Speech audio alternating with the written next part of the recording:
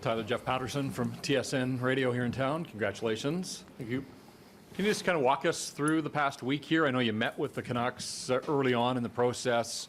How much interest was there, and ultimately how many true possibilities were there for you to, as a destination?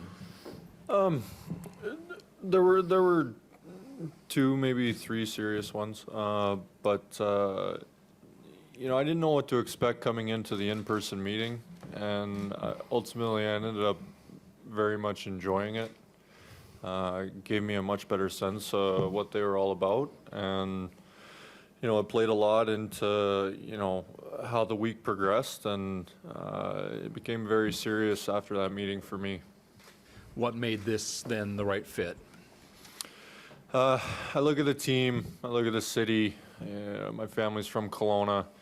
Not only am I very excited where the team is at, you take a look at the jump that they made last year. That was exciting for me to see when making my decision. I'm gonna try and be a piece that can ultimately help them take the next step forward. So it was very exciting for me in that aspect, but a lot of this decision came. I wanted it to be a good fit for the family, and I'm very excited for my wife, being close to home, having a lot of family around her. Obviously, the city speaks for itself. It's a great city. Always enjoyed coming into play here, and it was just a great fit all around for us.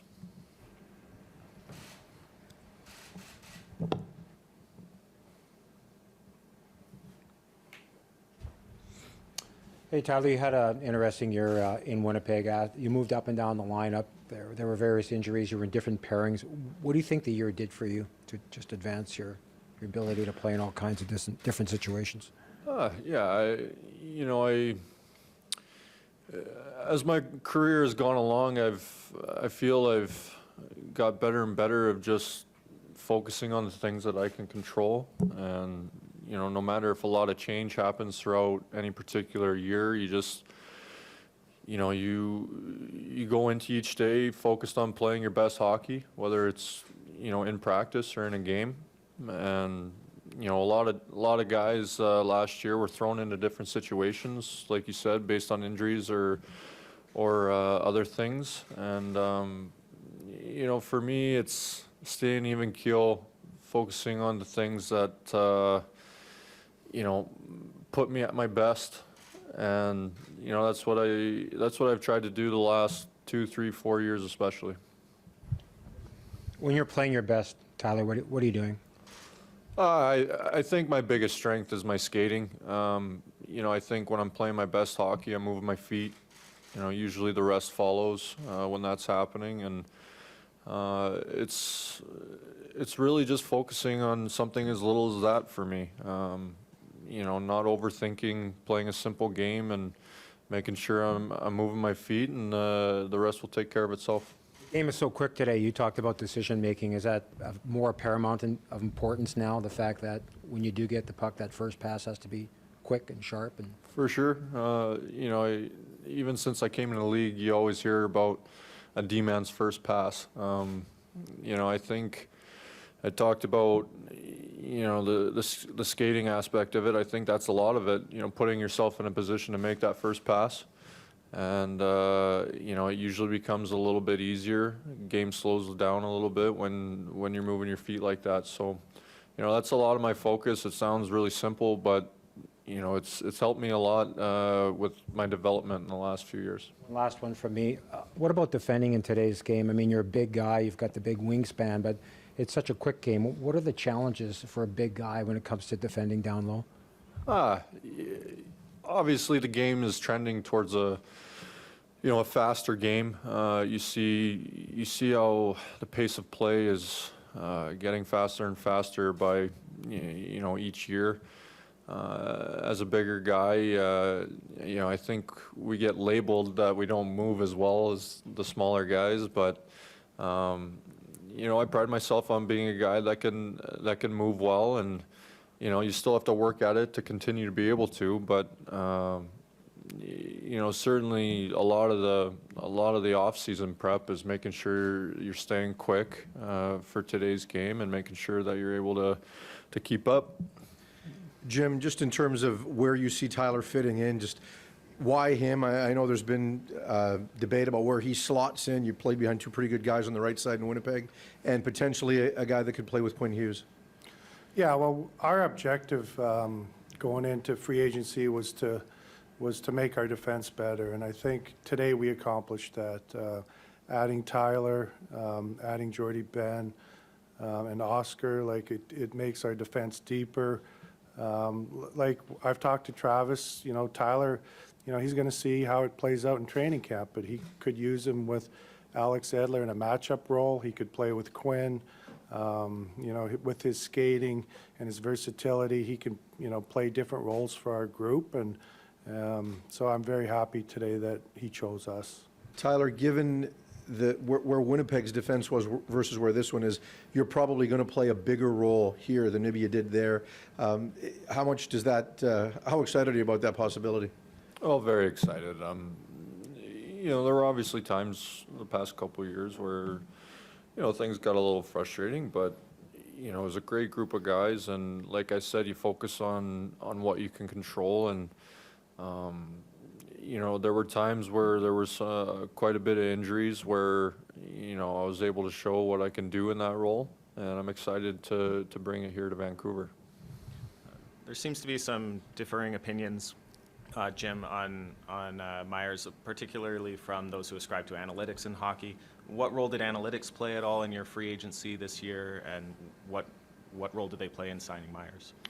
Well, analytics, we have a strong analytics department, and we have guys that do all that for us, and we listen to them. But with Tyler, it's more than the analytics. It's, what he brings to our overall group. And, with his size, his skating, his ability to jump up into play, we just felt like, he's just hitting his stride here where, given more opportunity, more ice time. One of the things that, our defensemen maybe didn't shoot the puck from the point and didn't create, rebounds and tip-ins and stuff. And Tyler's got a good shot. He can add to that to our group. So, and Jordy Ben is an analytics darling. If you look at, his numbers and what he accomplished this year, 5-on-5, and but he's a guy, we like his versatility. He can play on either side. Whether he's playing with Quinn or he's playing with Stetch, he's a good penalty killer. So I think analytics played a big part. And you said earlier that you had prepared for the Luongo cap recapture, that you knew it was coming, but did it prevent you from making some moves here in free agency? Well, it was a kick in the shins. I'll be perfectly honest with you. We knew it could come. It happened. And it kind of, stopped us from maybe adding, one more piece to our team this year. So, but we're happy we were able to reshape our defense. I feel our defense is a lot better now. We got a lot more experience going into this next season. Adding, Miller, I think, is really going to help us up front. But we're going to continue to look at things, and if we can keep adding to our group, we're going to do it. Jim, that was my next question for you. When you look at what's left on your plate, you told us you wanted to get a top six forward. You're projecting JT Miller there. You wanted to get a top six D-man. You have him there sitting beside you. When you look at what's still needing to be done with this franchise, what is left on your plate, as we've talked about in the past? Yeah, Where's that we're progressing? just going to see how free agency plays out here the next couple days. After free agency, there's maybe teams that felt they didn't get a guy, and there might be trades available to us. We want to continue to, make the team better, and I think what we've done here the last couple of weeks, we've taken a step in the right direction, and we're going to continue to work at it till we get to where we want to be. So where do you think you are right now in terms of accelerating? We said rebuild. We used that word the last couple of years to where, obviously, the playoffs is the ultimate goal. Where do you think you are on that path? And then second part of the question, when you look at all the forwards that you still have, on your roster, are you going to try to make some moves with some of the people that you still have there? Yeah, like I said at the end of the year, we want to take the next step with our group. And part of that is our young players continuing to get better and making sure that we support our young players with, veterans that are good players to help them get to that next level. So, and adding JT Miller and adding Tyler and Ben, I think, we got experienced guys that can help our young players continue to improve.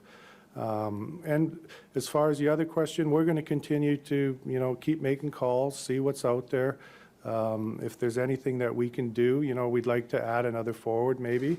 We got a lot of forwards still left, in our group, but if we can add another forward, that's what we'd look to do. Where are you with Brock? Well, Brock is, we'll continue talking to Ben Hankinson and his group and try to get something figured out there. How difficult is that going to be? You got about 9.1 left after today's moves, and you've got a bunch of RFAs to re-sign, a lot of bodies. I mean, can you think you can move some bodies in the summer? Well, we're going to try. We're going to try to, and the other part to the question is there's competition now for jobs and ice time at training camp. So, the message is that we want to continue to get better. Our guys, they see the moves we made this summer. They know we're serious about, being competitive and, keep getting better. So everyone's going to have to come in good shape and ready to go to earn a job on the team in ice time. Tyler, it's been a long time since you've had to change organizations. Do you have any connections with any of your new teammates, whether you played with them internationally before or anywhere from junior onwards? I played with Alex when I got called up as an underage to the Kelowna Rockets back when I was in junior. Alex was 19, and we were actually D partners for a couple months, so there's a little connection there. I know Suts a little bit. A few of the guys texted me this morning, so getting acquainted. I'm excited to meet him in person, but just a little bit of connection, I guess.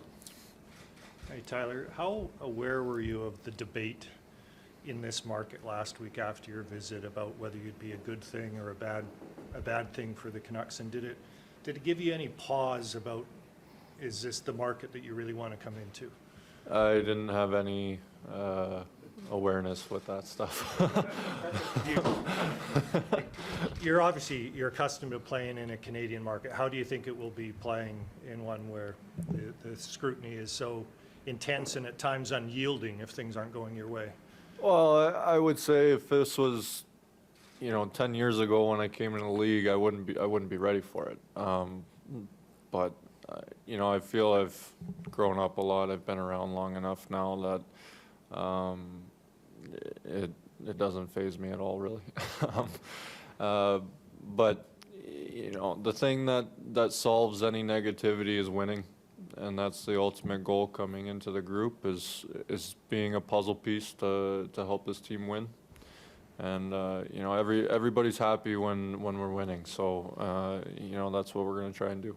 And Jim, were you concerned at all that people would give Tyler a fair chance based on some of the initial reaction, which granted was fueled by this idea that he might be a $7 or $8 million player, but as a GM, bringing him into this market, are you concerned at all about that? No, I have to do the things that I feel are the right things to do to make our team better and keep moving forward. And, I've watched Tyler since junior. I followed his career when he was in Buffalo and in Winnipeg. And I just felt like it's a great fit for our group going forward because, he can play today's style game because of his skating, and he's 6'8". So we've seen in the playoffs, St. Louis won the cup and, with some big defensemen that can skate and move the puck. And I think Tyler's a piece to the puzzle for us going forward. Jim, you talked a little bit about Jordy Ben earlier. You guys had kind of been linked to Tyler for a while. Was Jordy a target of yours as well, or can you just kind of walk us through how you arrived at, and you talked a little bit about what you like about him, but also Fantenberg too, just kind of where does he fit in all of this? So Jordy, obviously he's from Victoria. His agent, Rich Evans, been, I have a relationship with him. We've talked. So kind of going through the week, we just kept talking more and more. We just felt like his versatility, his ability to play both sides, he's a steady, stay-at-home defenseman, but, he produced some numbers last year too. So, with our young players, and I don't know, where the fit is, who's going to play with who, but I just felt like he's just a steady, safe guy that's going to fit in. He's a good two-way player that's going to fit into the way Travis wants to play. And he's a good guy to join our group. Now, Oscar, kind of the same thing, a good two-way player. Played in LA last year, got traded to Calgary. He's a steady guy that can skate, move the puck. So, I think, going into free agency, our goal is to improve our defense, and I feel real strongly that we're able to do that. Jim, with where this organization is at, missing the playoffs for 4 years, rebuilding, and your contract status, does it alter your thinking at all to, I don't want to say rush things, but maybe do things differently? Have you stayed the No. course? I mean, Yeah, no, we're going to stay the course here, but we've drafted well. We got some real good young players that are going to keep getting better and better every year. But we want to make sure that we, sign players that can help support them and get them to where, they need to be for us to win. And, that's, you'll see with our signings today, that's what it was about. Jim, it's being reported that Tyler's contract is bonus heavy. Can you explain why you structured the contract the way you did? Yeah, it's not bonus heavy. I don't know, that's bad information. Okay, it's just from. Jim, when you look at the players that you're going to have to sign in the next season, in the next 2 seasons, the challenges ahead in terms of salary with Elias, Troy Stetcher, we've talked about Besser. How do you look at the future of the next 2 years with this hockey team? Well, the good thing is we have, Petey for another couple of years. We're going to try to, figure Brock's situation out this summer. Quinn Hughes, we have 2 more years. Demko, we have 2 more years. So, but we're aware that, in a couple of years, we're going to, if these players continue to, go forward from where they're at now, that they're going to get paid. So, if you look at our contract structure on our players, like we have a lot of contracts coming off the books, and so that won't be a problem. Talked about competition, especially on the forwards, because you have so many of them under contract.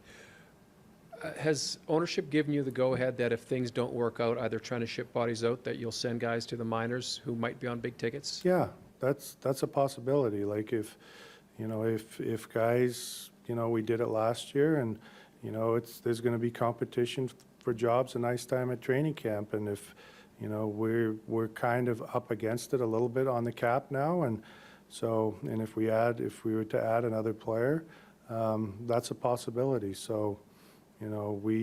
Our owner's Francesco's been 100% supportive of the moves we made here the last couple of weeks and the direction that we want to go in, and he's helped us out, so I really appreciate that.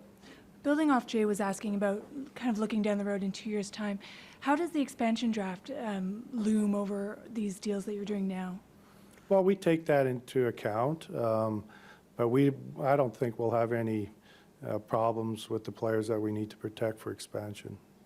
Is there any no-move stuff on Tyler's contract? Not in the expansion year.